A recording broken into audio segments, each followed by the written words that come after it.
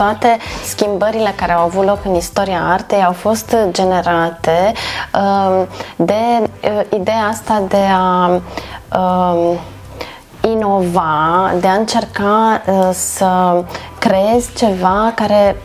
e mai degrabă o ruptură față de ceea ce s-a făcut până atunci, dar